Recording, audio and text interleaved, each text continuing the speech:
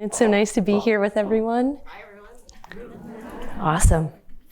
Well, I think this is such a great time to have this conversation because, as we all know, the world of work has changed so much in the past few years. And I think, in particular, the challenges around building a sustainable and connected corporate culture has really changed a lot.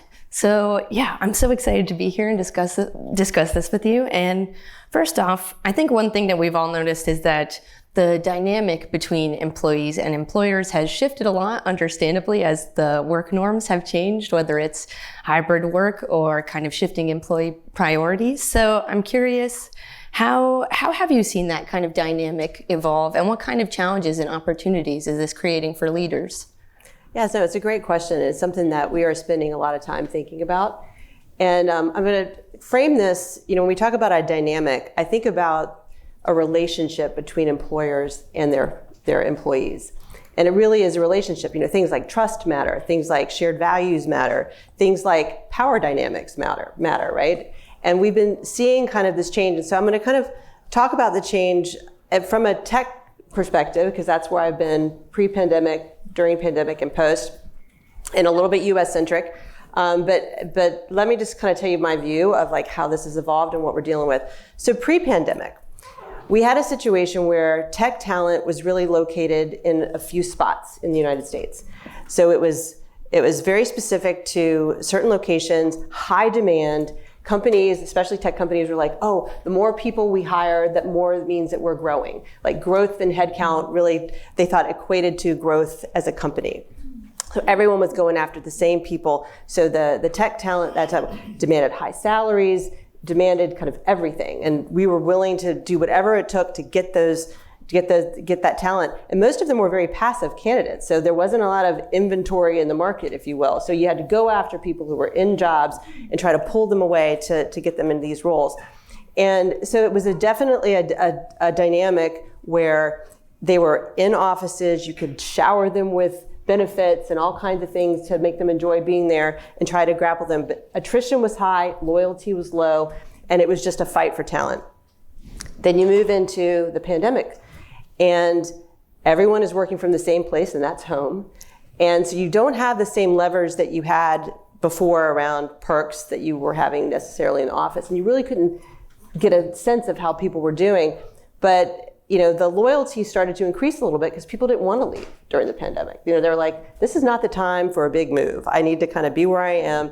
But they also wanted a lot of flexibility that companies were willing to take risk to offer. So things like, yeah, we're going to let you go there for 2 or 3 weeks and don't tell me when you come back. And I'm just not going to ask because, this stuff is unprecedented, and we don't know how this is going to work, but we're going to be okay. And so people started to disperse and started working differently. And suddenly, commutes that they didn't even complain about pre-pandemic are suddenly like, I don't want to do that again. Like decades of commuting with no complaint and working your lives around it. Suddenly, 3 years, I'm not doing that. Forget it. So then you move into the situation where post-pandemic, it's an abrupt shift. You've got, especially in the tech sector, you have layoffs. And so you have a lot of inventory, a lot of people in the market, and not many jobs available. And so suddenly that power dynamic is also starting to shift. And so employers are like, listen, we showered you with a lot of things, but now our shareholders and our investors are telling us to dial it back. And they're telling us to be more operational efficient and don't spend as much. And so we're not going to be able to do some of the things that we showered on you, all the days off and all the things. We've got to pull it back, and we've got to find some balance. And I think right now, Taylor, the shift is we have a new relationship dynamic. And just like with any relationship, when all those things shift, you've got to kind of recontract.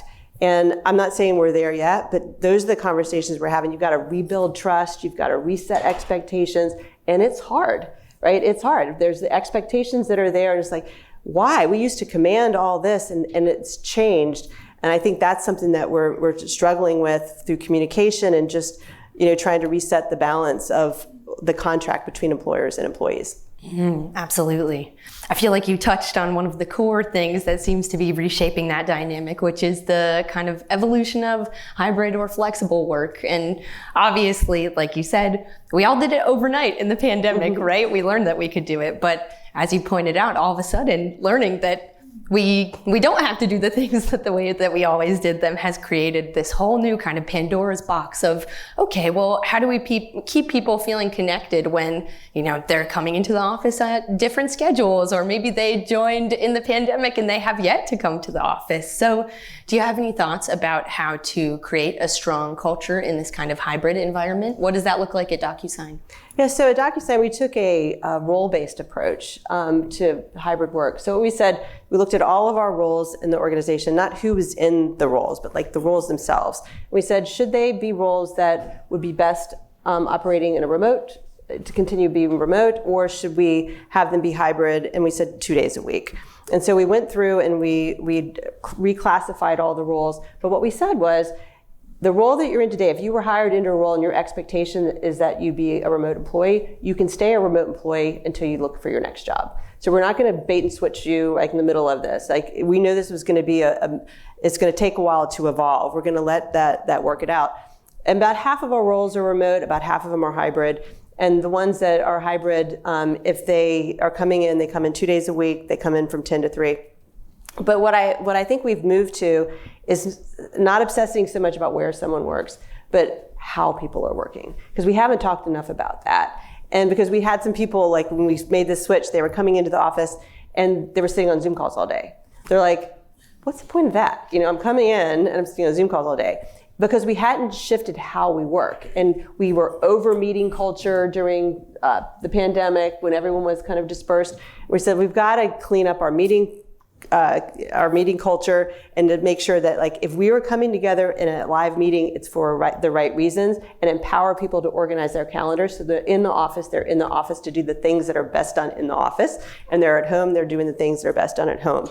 And it's things, and if there's a hybrid meeting going on, we do things like, there's a rule around, we call it laptops up. So if there's a meeting going on and there's people in the room and there's people on the screen, everyone in the room has to have the laptop up and they have to be dialed into to it. So everyone can see everyone's face and no one's like, who's saying that or what's going on? And the one or two people that are zooming in don't have their face the size of that. So it's all kind of levels out. So I think shifting to a bigger focus on how we work versus just where we're working it takes harder work and it takes more time and intentionality on getting that right, but that's work I think we need to do now. And I'm guessing that's been a process too, right? Like, one thing I've heard throughout, the kind of return to work evolution is there's no one size fits all. It looks so different, but it seems like being willing to be flexible and also take that role-based approach has really set you up for success. It's helped us, yes. Awesome. Well, it seems like another thing you alluded to earlier is there's been so many shifts in labor market dynamics that we've seen since the pandemic. We had the sweeping impacts of the Great Resignation, but since then, things have really shifted. And we've also heard a lot about kind of the challenges of this low attrition environment and also the lack of pathways for younger talent to kind of advance up the ranks. So do you have any thoughts about how to keep talent engaged in this period? Yeah, no, it is interesting, especially in tech and a lot of industries, dealing with really, really low attrition is a very interesting dynamic, right? We got so used to dealing with high attrition, like all the things we do to retain people and, obsessing about these numbers. And suddenly they start dipping and getting to the point where you're like, I don't know that this is actually healthy, a level of attrition. Once it starts getting like single digits, because what ends up happening is that people don't have places to go. When you have this natural churn, roles open up, people can apply for them and they can kind of move their career around, but it can become very stagnant when there's not a healthy level of attrition where roles are opening up that people can go into. So what we're looking for is, first of all, making sure that we're focusing on performance management. So we don't have people sitting in roles that aren't knocking it out of the park, just kind of hanging out in a role. Like, we want to make sure that anyone in a role is progressing and killing it, because we need to, in this resource environment, we need to make sure every role is maximized. So there's that piece of it. And on the other side of it is making sure we're doing things like rotation programs and cross-training and letting people have more mentorship and opportunities to do other projects, because it helps them feel progression. Promo is not always progression, and I know we all fight that battle all the time, that everyone's like, what do you think progression is in promo? And it can't always be promo, right? It has to be growth, it has to be development and learning. I do think the younger workers, to your point, value that a lot. They want to feel like they're doing something and learning. And the rotation programs can be really helpful on that, and giving people a sense of growth and development without taking a new role or promotion. Sure, that makes a lot of sense.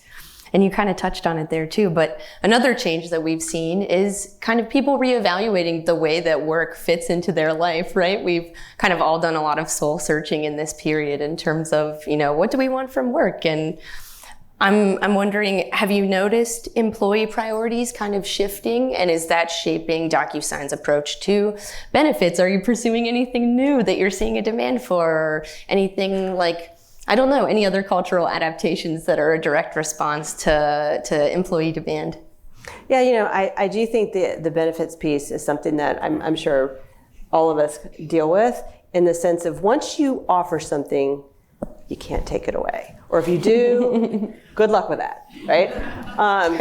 It's even if you say, oh, this was a pandemic related benefit, or this is something we did for an interview, they don't care. They want you to keep it. And it's very hard to take it away. And so when I'll give you an example, when we have this benefit for gyms and fitness type of thing. And during the pandemic, when people were like, well, I can't go to a gym. Can I use that to buy a exercise bike? And then we've expanded over time the use of it. People can buy yoga pants for themselves and their dependents, cooking classes, and somehow got incorporated into that. And so, but we didn't also expand the money that went to it. So they can use it for a lot more things. And we thought that was really great. Isn't that nice of us? You can use it for whatever you want. But they're using it for all those things. They're like, but I can't pay for all those things because you haven't increased the amount the same way. And so then it gets us into saying like, okay, we wanted you to give you flexibility of how you use this benefit, but now we have to then also make sure you can pay for all those things. But no, those are trade-offs and choices. And I will say the multi-generational employee bases that we have is challenging. Some, our employees, some of them want to pay off college loans. Some of them could not care less about a 401k. Some of them want to, pay for retirement. You've got people who are, family planning and all of those things. You have others that don't care about that and want to focus on pet insurance and other things, right? And so, it is challenging because you can't say, oh, these are our clear priorities for our employees, because it's all over the map. And even if they voted on it, it would be all over the map. And you wouldn't be able to okay, that's a clear priority. And so when you're trying to manage this, I would love, and what I talked to my team about, how can we think about core benefits that we provide everybody, that everybody kind of wants, and where is there more of a menu of options for people to say, then you have this value that you can then go and say, put that together the way it makes sense for you in your life, more of that personalization. It will require us to work differently with vendors who do things differently around okay, we're going to charge you for how many employees you have, and not all those employees are going to want that, but that's how we contract with you. And it's just we'll have to evolve how we do that if we're going to have more personalization. But I think it's really, really needed, because we just have such varying needs of our employee bases based on their generation, career, where they are in their career, where they live, all the things are just very different. So we've got to evolve that, I think. Have you noticed any trends in terms of what you're seeing the most kind of generational demand for in terms of benefits? Is there anything surprising that you've noticed in terms of how that's evolved since the pandemic? Yeah, I do think you see a lot more people looking for kind of caregiver support because families have come back together and are more blended, I think, because of the pandemic, and are living together, and people have not just childcare but broader family care support. So we've definitely seen that. People are staying in the workforce longer, so needs for people who are older in the employee base that we may not have thought about as much are now coming forward and saying hey, I don't see anything in here for me. And so, I think those are some things that are coming up as well. Sure. Are you noticing anything interesting in terms of the influence of the younger generation in the workplace with that regard? I feel like one thing we've all heard a lot about is the impact of Gen Z as they're kind of moving into the workplace. I do feel like that is still yet to reveal itself, because a lot of our the younger employees had never worked in an office before. So they don't really even know what that's like and what they can expect from it, but they crave it. I mean, a lot of them really crave it. They want that mentorship. So I think it's less on I'm hearing that from the benefit side, but more from they want someone to mentor them. They want to kind of see what good looks like. They want to have an opportunity to kind of bond with their peers and build community. I mean, I know when I think about like my 20s, I won't tell you how long that was, but that was my community, right? Like that's how I got to know people, and that's how I got a sense of like how I should operate. I watched people in meetings. I'm like, not going to do that, or like, oh, that looks good. You learn, and I think they're just a sponge right now, because they have missed so many opportunities to observe and to have mentors and just to learn organically.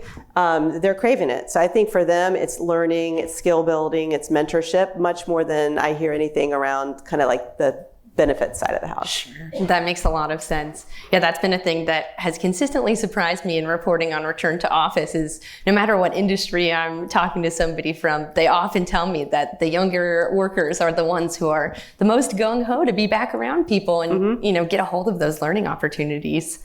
Well, we've touched a lot on the different ways that, the working landscape has shifted in the past few years, but a lot of these things come down to managers, right? I think the people in this room must know that the challenges managers are facing now to adapt to this environment must be pretty significant, but it also must present a lot of opportunities for, thinking about how things are done. So do you have some thoughts about like how the roles of managers or leaders have evolved in this period? Yeah, well, we saw that managers really had to step up during the pandemic. I mean, they were our front line of defense. They knew how their people were doing. They were the ones to flag to us like things that were going wrong, especially because we didn't have our eyes on people in the same way. And so they were the ones who were having those touch bases. And I think empowering them and getting them into the mode of like, you're not just managing work in a different way, you're managing other people's lives in a different way. And so they really, I think, had to step up and do that. And I think now, with hybrid work and with, managing, a team that might be working in different ways, it's requiring managers to even build more skill and be more agile and meet their employees where they are. It used to be kind of like, oh, that's the manager you have. Oh, yeah, that's going to be a tough couple of years. You're going to have to deal with that guy. Oh, you're so lucky to be working for that person. She's great. But that's because the manager was the manager and that's how they operated and everyone kind of conformed. I think it's shifted a bit. I think managers have to be more agile and meet their employees where they are. If their employees need someone who can kind of connect with them on a more personal level, they've got to kind of lean in and do that for that employee if that's how that person builds trust. If otherwise, if they want someone who's a little more directional and is going to take a little bit of that to build confidence before they can be empowered, they're going to have to lean in to do that. And I think one of the biggest things we could do, and it's not just train them when they're managers, is prepare them before they're managers, before they actually have humans that they're responsible for. First of all, do you know what you're signing up for? Like seriously, like it's not just a promo. That don't worry about that. Like, do you know what you're signing up for? Because this is a job on top of a job, and don't think about it as something that you just do a couple hours a week. Like this is really important for our company. You are the front lines, with our employees, and training them and getting them so when they take on that role, they already come with a little bit and they know eyes wide open about what it's going to take, and then they can develop from there. But I do think that kind of pre-work is important too. Sure. Do you feel like managers have needed more support in this period to kind of adapt to all of those shifting pressures? I think so. Yeah, I definitely think so. The HR business partners are, always leaned in and providing that support. And I'm always making sure, like, don't do the work for them. Make sure you're supporting them doing the work, help them build that muscle. But I do think they've leaned on the HR teams a lot more just to, to have that safe space to say, like, I don't know how to do this. Help me how to do this and help me learn. Sure. Let's see. I think that's all from most folks. Yeah. But thank you so much for chatting with me. This was so interesting. And we've got many more great panels coming up for you. Thanks so much, everybody. Thanks, everybody.